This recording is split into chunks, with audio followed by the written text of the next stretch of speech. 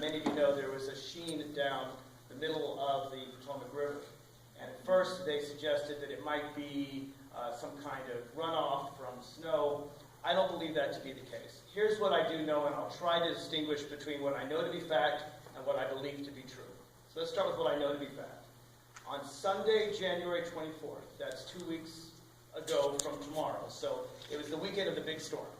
We all remember Sunday, it stopped and started to clear up. There was an accident, I guess the best way to describe it, or a failure, probably a better way to say it, of a transformer owned by Dominion Power. Now, Dominion Power uses mineral oil to cool its electric transformers.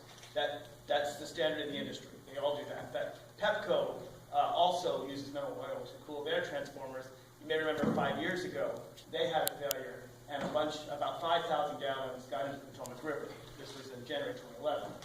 Well, on January 24th, 13,500 gallons of mineral oil from this failed. So when the transformer fails, basically, transformers heat up really hot, and the mineral oil cools them down.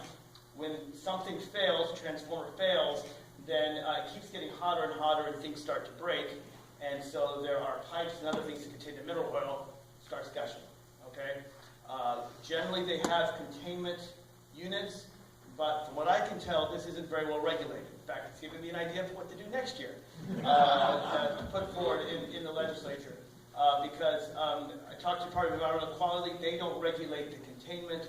He said it's just under building codes and things like that. I think we need something specific because this actually happened a month ago in Harrisonburg, Virginia. So this is happening on a regular basis. Again, how regular, it's not clear, but at least this year it's happened 2 months in a row. I think it may be due to the snow, but again, that's just my speculation. So this happened. DEQ was informed on time. They thought they contained it, and this stuff has a tendency to go through the storm runoff and into the Potomac River. In this case, this substation, which is on the corner of 18th and Fern in Arlington, this substation is near storm drains that empty into Roach's Run. For those, all of you know Roach's Run, even if you're not sure you know it because we drive by it all the time. That's that little pool of water between the airport and the 14th Street Bridge and Route 1 and GW Parkway. We all drive around it all the time. They thought they had contained it there, but my speculation is, and this is where I'm transforming from what I know to what I speculate, that it got into another storm drain or that it may have leached through the joints of the pipes, in any case, going out into Roach's Run. Arlington, we believe, was informed about it within a couple days, and they thought they had it contained. And then I started getting reports from constituents on Wednesday that people were seeing this wall of water, and I confirmed it was true, immediately called DEQ, called state emergency management officials, talked to some Alexandria local officials. At that time, I didn't realize it was coming from Arlington. They have now, within a day, after my phone calls, they've contained it within Roach's Run. So Roach's Run is that little pool. It empties out to the Potomac. It's actually relatively easy to contain there because they can put a little boom between Roach's Run and Potomac River. But before they contained it, we had 8 miles of an oil sheen out down Potomac, reaching all the way down south toward Mount Vernon.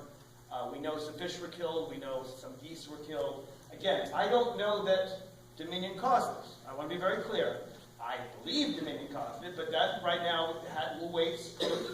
I just think it's not a coincidence that this 13,500 gallons of mineral oil were released on January 24th, and 2 weeks later, about 10 days later, we have this, actually a week later, as soon as a week later, we have this sheen down the Potomac. It could be a mere coincidence. I'm skeptical. I'm staying on it. One of the things that DEQ is doing is they require Dominion to give a sample of the mineral oil. They have a sample of the spill, and that should be able to confirm it. If it is Dominion, then they're going to require them to clean it up and pay for any damages. But that's all down the road. I just wanted to let you know what I know now, and if there are any questions on that, I'd be happy to answer it. I'm on it, and I recognize that we don't have enough protections in this regard. That's one of the things that these things happen, and I want to make sure they don't happen again. And so I'll be working on that for next year. So that's a sort of side topic, but it's something I know a lot of you are concerned about, and I want to share that with you before we get started on the topic. Great. Okay.